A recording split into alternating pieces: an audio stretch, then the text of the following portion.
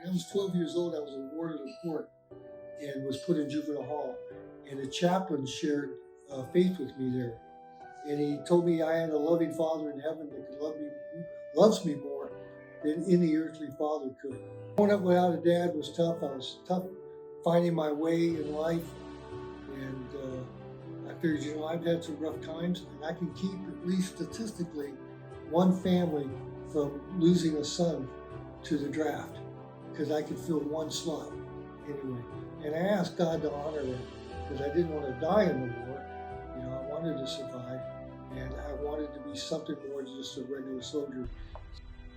I'm Richard Bergquist. I served in the United States Army as a paratrooper with the 101st Airborne Division. I enlisted in 1967, and my reason for enlisting was that the war was going on full scale, 67, 68, and I didn't have anything going for me. I came from a broken home and have only one sibling, an older sister, and she ended up in the Army, unbeknownst to me. And I was going to go in the Marines, and since she had already gone in the Army a year before me, I decided to go in that branch of service. But I wanted to be something a little more than just a regular Army soldier. And so I asked him, I said, well, at that time there was a song out called The Battle of the Green Beret, and the Ballad of the Green Beret. And I said, well, I want to be a Green Beret when I went to the recruiting. He said, well, you can't enlist as a Green Beret. You have to qualify for that. But you can enlist as a paratrooper. And so that's what I did. And in basic training, I was the only enlisted airborne trainee. So I was really made fun of and challenged by the drill instructors we got as an airborne ranger. So they ran me extra hard and really put it on me. But I toughed it out, and I had this feeling about I wasn't looking for heroism, but I wanted to survive the war. So went through the training, got to Vietnam. On the way there, made friends with another young enlistee paratrooper, and we went through the training in country. A couple of weeks would get you prepared so you don't go out there not knowing anything. And so we take the helicopter ride together, go out there. We got assigned to different platoons. And before we got to within the first month, got to our first stand down, 3-day stand down from the field, he was killed by a sniper. And it really rocked my world, because I had this thing about us surviving. In fact, ironically, we had met two guys in the training center that were rotating out at the same time because they came in together. And so we kind of felt, well, we could do that too. And well, it wasn't to be, obviously. And it also caused a crisis in my faith, because now I wasn't so sure that God's going to protect me. I'm no better than anybody else out there, and I'm going to have to do my very best to survive this and stay alive, and still do what I need to do as a soldier. And so, good thing was I was with mostly all volunteer unit paratroopers. They're very serious about their soldiering, and kept their weapons clean, and always was taken under hand. And they call you a cherry when you first come there, and you're assigned to somebody to kind of help you learn the ropes, help you survive the first few weeks.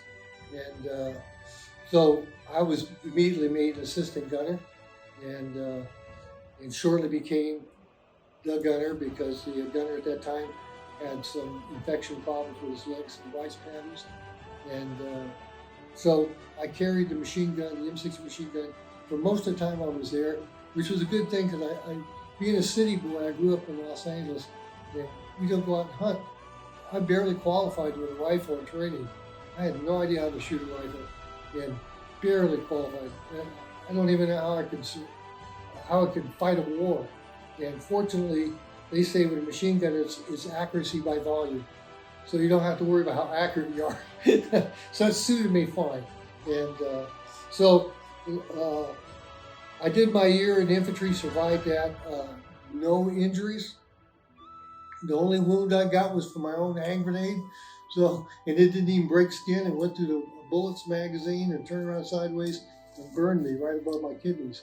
And other than that, some burns in my hands from the trip flare, and a busted tooth in my mouth from tripping under a gunfight. It was at nighttime, and that's it. Got some injuries, but I was never wounded by the enemy. So God took me through that pretty good.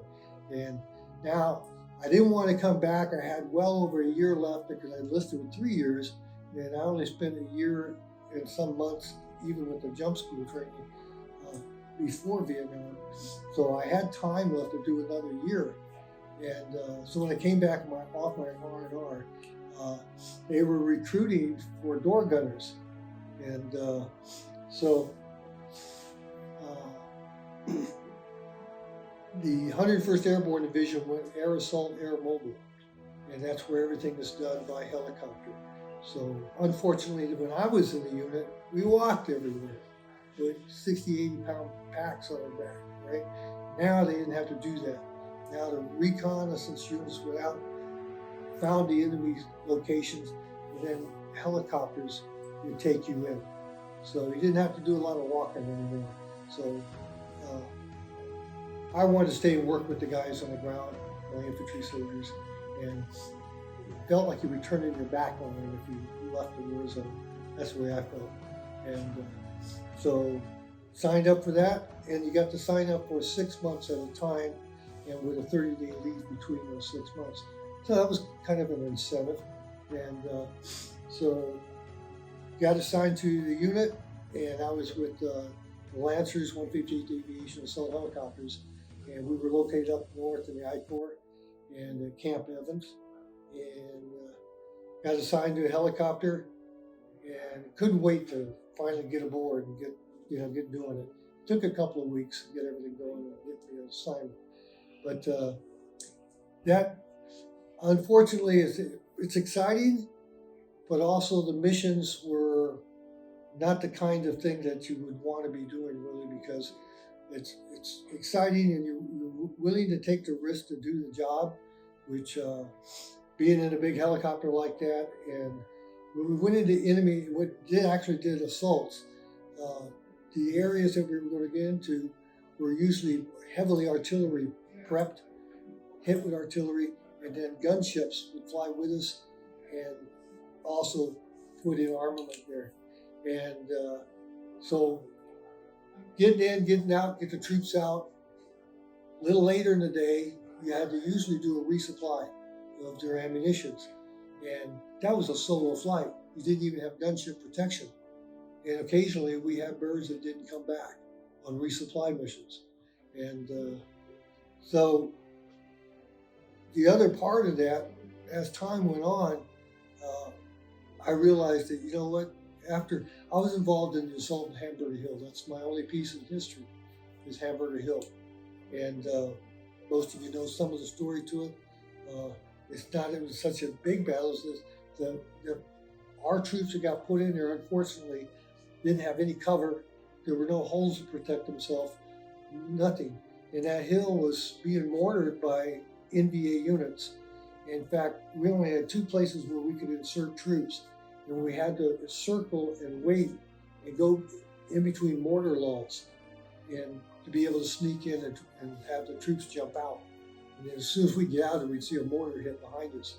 And so as the mission went on, we started taking out body bags. And it got to where it was a real mess, because the body bags weren't always, the zippers weren't tight. The bodies were several days old. The stench had already set in, and the blood was so thick in my helicopter one day that it was just swirled around in circles in there from the rotor wash, from the propeller, the rotors on the helicopter. And we would go and to pick up fresh troops. They'd be looking at the body bags coming out and have to get up in the helicopter that had that blood in there, and they were forced to get in. And it was a horrible experience to see. And of course they didn't sit in it. They got up there and just squatted down their feet. And I got the feeling I was just flying a death ship. I got to where I couldn't even anymore look at guys in the face that got on, because didn't know if they were going to survive or not, what was going to happen to them. And it's just a psychological thing. You're always over there trying to psychologically protect yourself in some way. And as far as my spiritual life over there, I tell you, I prayed before we went into every LZ for us, for the crew, not just myself, for our helicopter, for the guys that were on it. And I wouldn't say it was a prayer of faith. It was just a prayer of desperation. God help us, get us in, get us out. And I was a little faith. And so I got to go on my first leave.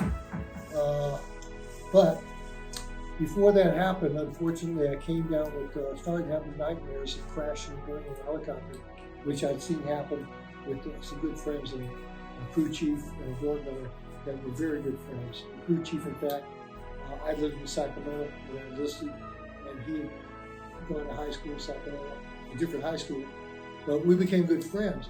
And they went into this pickup zone to pick up the unit, and they picked up the commanding officer and his team, and they were right in front of us and took off and then went down, and they crashed.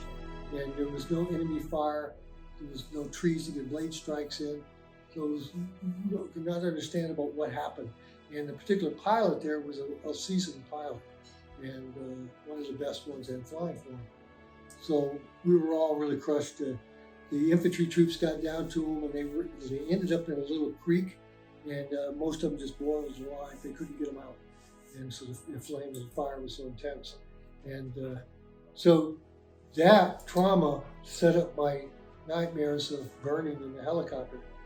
And I think I also had experienced my mother catching fire in the home when I was 8 years old, and on the stove, and she got burned real bad, and that kind of stuck with me too.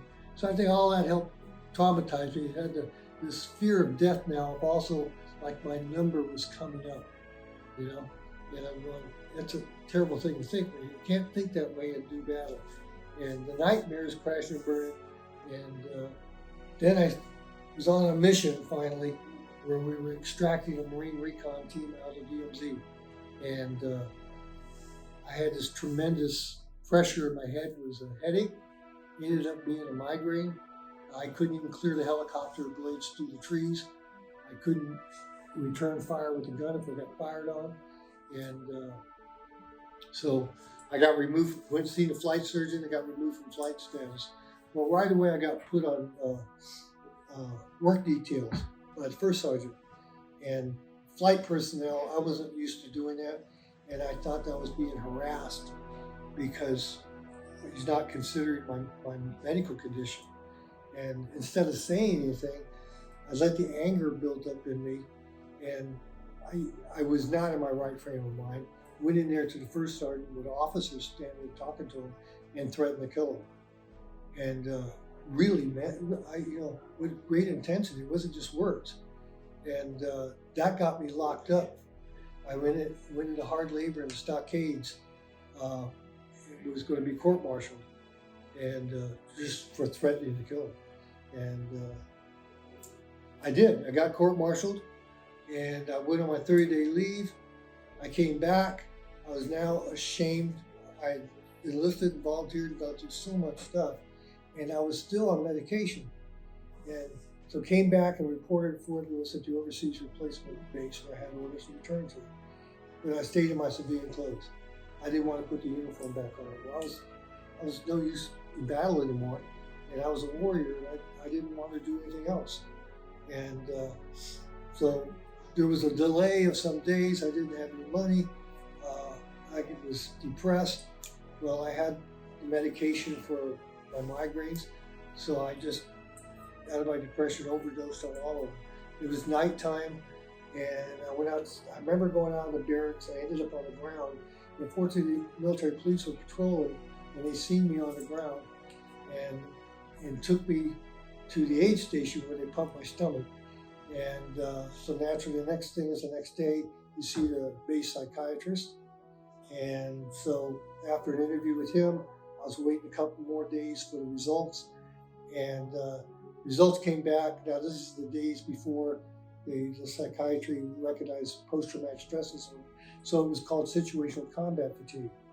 So I figured, well, with that report, I can be relieved of my responsibilities, my volunteer responsibilities, and be discharged medically and get some more treatment. Well, that wasn't to be. The base commander of the overseas replacement said, no, he's got orders. He needs to go back on those orders, and he can fulfill a non-combat assignment, which I didn't want to do. So I resisted that, and the only thing they offered me was a bad conduct discharge. That's a dishonorable discharge, no veterans benefits. That would have meant everything I'd gone through was for nothing. And, well, I couldn't accept that. So I was pretty much forced to go back over there. So got back over, they reassigned me to another flight unit within the battalion. And that commanding officer interviewed me when I came there. Said, look, you're not going to have any problems here or with me. You're going to pull a bunker guard duty, you can help out, you can type, you can help out the company clerk. Whatever you feel like, if you have any problems, you come see me. And he really treated me like a dad, which I needed. I never had a father figure, so he really encouraged me. So I figured I could do that. And so, but somebody made fun of my migraines. I had a migraine, and somebody in the unit made fun of me, told me I was just faking it. And I grabbed my M16. That was another silly thing. They sent me back over to arm me again, And they don't even appreciate the fact of what I was going through. So I was not in the right frame of mind. And so what I put a magazine there, chambered around, and headed across to another company to go do what I threatened to do. That's really crazy thinking. But the MPs caught up with me. A friend seen me going. It was daytime, daylight. And the MPs caught up with me in that company area at the mess hall. I went down into the mess hall area there and got on the horn and told me, come on out, surrender, nothing's going to happen to you. And so I didn't want to shoot it out with the military, please get killed. So I surrendered and got back to my company area. The company commander had notified battalion that he wasn't going to allow me to be taken back to the stockades. He says, look, he's only got a couple months left. I'll take care of him. I'll put an armed guard with him all the time, 24/7. And he can go around taking pictures. And that's what I did. I always have the 35 millimeter camera with me, even in the field. But you can't take pictures when you're carrying a gun and you're expected to fight. So I don't have any more pictures. But I was able to take pictures for the guys there because I found they had a special services photo lab that the combat photographers, everybody went in. So I learned how to process film and print my films and everything, my pictures. And so that's what I did for the last couple of months there. But depression was still a big part of me. The survivor guilt was setting in. I didn't know anything about that yet. I didn't know titles for it yet. It was just feelings I had and the mental process. And so I became very depressed, and a new recruit came in to the company clerk area, and another young paratrooper, and they started calling him preacher. So I had to go meet this guy. Well, he was very outward. He was a preacher's kid, and he was a credentialed minister already now by the time he got there to his church. And so I got to talking with him, and he got to want to know a little bit about my experience while I was there, why I wasn't flying anymore. And I shared with him, and my most depressed time, I was thinking of just taking a hand grenade, walking off in an open area, and the quickest way to die, the easiest way to die, is just put a grenade in your pocket and just take it with you somewhere. So he encouraged me, just basically, I don't remember any particular verse or anything, and I'm sure he probably shared the Bible verse or something with me, but just his friendship and his camaraderie, and the fact that he seemed to have a good connection with God. So it was like God present with me through him, speaking hope into my life. And so I don't even know why he wasn't a chaplain's assistant or something imperfect, And but at any rate, long story short, I survived. I got out of there, came home honorably discharged, and went back home to my mother, lived in Santa Monica. I stayed with her as long as I could, 3 weeks. I got me a little room on Venice Beach, right there on the boardwalk, and so had some peace and quiet. I was washing cars for a little extra money, but I was lonely. Didn't have any family. Nobody cared about me. And so I sat out on the beach one night and I asked God. I said, why? Why did I come home? Why did I survive? It doesn't serve any purpose if I'm all alone. And I wanted somebody to share this life with, and to have a family, kids. And I was going through the paper sometime later, and I noticed there was a school for the airline industry in Santa Monica, and they accepted the GI Bill. And so I went there, and I was thinking, well, maybe I'll go to work in the air cargo industry, And so went to the school, and I met a beautiful, at luncheon times, we went across the luncheonette across the street from the building, and met a beautiful Japanese girl. And met her parents, and was thinking of dating her. And so the movie Love Story, very tragic film, came out. And that was debuting in Westwood Village. So I bought tickets for it, and I was planning to see her, and she wasn't there when I went to the luncheonette. I was already out of school, so I had to make a special trip there. And I had these tickets. There was other girls there, but my eyes kind of locked on one olive-skinned young girl. I said, would you like to go see Love Story? And she goes, sure. And I couldn't believe it. So next thing I know, I'm meeting an Italian family. So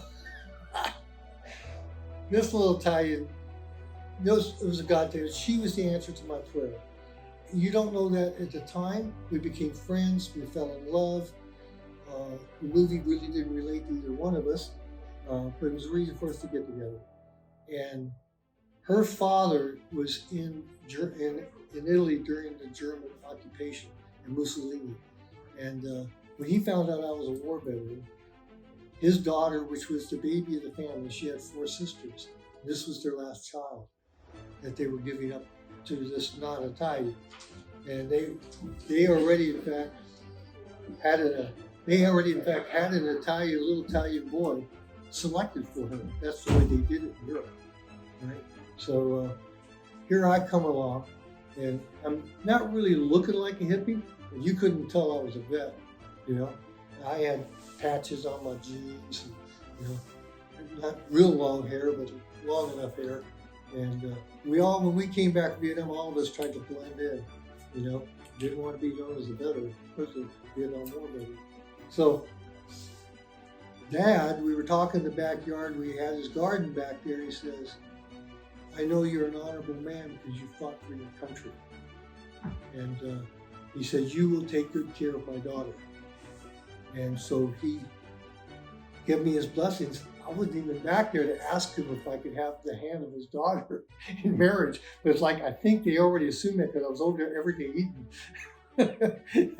And so this beautiful lady now, January the 8th, we just celebrated 50 years together. So she was been my nurse. When Saigon fell, I wept, and my head was in her lap. For all of what it seemed, it was for nothing. It was really painful. And then through all learning, as we were learning about PTSD and the triggers and all that, why my anger was the way it was, and going off real short fuse to my little girls, and I have no emotional relationship with my first 2 kids, my girls, because I was afraid to get close to them, because that's something you learn in warfare. Don't get emotionally close to people because they be gone tomorrow. And so you have a lot of psychologically learned defense systems in you, but you don't know it at first until you read and study and learn. And so it took some time for us. And I always reflected back to our previous wars and veterans from there. They had nothing but the alcohol and the drugs. They had no interviewing, no counseling, nothing. And there was a lot of terrible fallout from the combat veterans. Most 90% of the people that serve don't experience any real war trauma. But you don't have to have been in combat to be traumatized either. I met a fellow that was in Gray's Registry.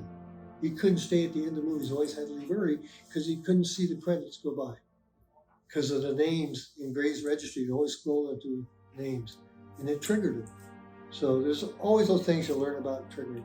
Well, my PTSD was really tough, and I was struggling with it with a young family, and an awful tragedy happened in our country with a minister that went bad, I guess you could say, and his name was Jim Jones, and he took a whole bunch of folks to Guyana, a place called Guyana, and they had families back home, and their families had left them with this cult leader, and contacted a congressman, and they did an investigation, flew over there with a camera crew and investigated, and he was attacked, and they were all killed by this guy.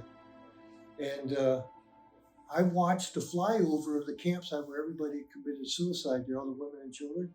They were forced to drink the Kool-Aid. That's where, in our language now, we have this phrase called drink the Kool-Aid. And that comes from that tragic incident. And the news showed a flyover by helicopter of women and children's bodies. And that triggered in me two things. One thing, the memory of flyovers in the villages where I'd seen women and children's bodies. And the other thing that triggered in me is my lack of faith, where I was in my relationship with God. And my girls were going to Sunday school at a church that's a few blocks from my house.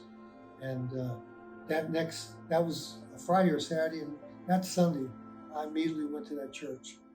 And after the preacher was done, I went to the altar and just wept, got right with God. And he filled me with his spirit. I didn't know what it was, but the hunger I had to read the Bible, the understanding I had now when I read the Bible, listening to preachers on the radio, I just couldn't get enough. And that was a special experience. And he eventually led me to Bible studies, to the Calvary Chapel churches, and we grew in our faith, and the girls were in Sunday school. And I ended up working two different jobs. My first job I got back was as doing school photography, senior portraits, and then weddings. And they were all started in the inner city. And so then I couldn't make a living off that altogether. Wasn't enough income for a growing family. So I put in applications to different places and got hired by the gas company, Southern California Gas. And so there I am, 35 years old, digging holes, and a 24-year-old's telling me where to dig the next hole. He doesn't know I'm a combat vet, nothing, you know. And I had to really humble myself to start at the bottom and work my way up for my family, for the good of my family. And but God was good and came through all of that. Came across a ministry called Point Man International Ministry that put out a newspaper. And all you had to do to be an outpost leader for them was be available by telephone to another hurting vet. And they had outposts all across the United States. And so I joined that ministry. And I'm still part of that ministry now. I used to be a group leader, but now I'm just affiliated with them, go to their meetings when I can. And so Point Man Ministries is, again, like I said, it only takes a veteran that's willing to be available to talk and encourage another veteran. And very loosely structured. You had to be able to profess a Christian faith because they're faith-based, Christian faith-based. And so they had the registry in the fold-out in the middle of the newspaper. So there was never a 1-800 hotline. And that was before any of that came about, really. So they actually had live to another vet. And then if there was multiple in the state, they say what city. And sometimes you could get together for coffee with them if they were close enough. See? So that was a great beginning for vets helping vets. Well, that's my number's always out there for the vets. So the tragic thing is you don't get any phone calls. Guys just for the same reason they don't go to VA clinics either. There's a lot about not wanting to have the stigma in the files of needing psych help. They may not be able to buy firearms sometime in the future or something. Never know. But the other thing you can think about is that the devil's in the details. The wounded people, I think a lot of that is spiritual warfare. So moving on to retirement, I did a lot of photography for my own, as a part of my therapy, because I did wedding work. It was a great pleasure because it got me out conversing with people, working with people, and it's the happiest day in a couple's life, right? And I remember my Italian wedding, my big Italian wedding. It's crazy. and but they had their wedding. I mean, I had no idea. I even buffaloed the Roman Catholic priest so I'd become a Catholic. You know, I mean, I had no idea, but God had other plans. You know, and so my photography has always been therapeutic to me because while I didn't photograph the soldiers so much, it's different things I've seen. Most of my favorite images have to do something to do with the Vietnam experience, and got quite a few of them. It's hard to select from them, but so the two I brought today are, this one's a moonlight image of a couple at the wall at night. I've done nighttime counseling at the traveling walls on many occasions to be there for those vets that are in too much pain to come during the day. And they come at nighttime, and at night they can be alone in solitude. And you'll see here this veteran, you can't see him too well, he's in the shadow a lot, but his wife is there with him. And so they're there visiting this wall. I believe it was in the city of Norwalk when this one arrived. And I took this image here. And Ansel Adams did a picture, one of my favorite pictures of his that he did was Moonlight over Hernandez. And I read the story how fortunate he was to be able to get that image by that moonlight on those white stucco structures. And the other picture I got at the Rose Hills display of the Vietnam Wall. It was a larger wall. Some of them were half scale, some of them were 3/4 scale. This is a 3/4 scale wall. And so you see she has to reach up quite high with her camera to photograph the name of her loved one on there. And I never spoke with her or talked with her or found anything about this. I wasn't doing a story, I was just capturing the image. And of course, as you look at it, you see the reflection of our flag there, and her outstretched arms and the effort to be able to get that recorded is, to me, a great story picture. So visually there, and has a great story to it. So that's, I've been invited to show some of my work later this month on the USS Iowa, and I'll have 4 or 5 images on display there to talk with the public as they come through about how this art form has helped me in my PTSD.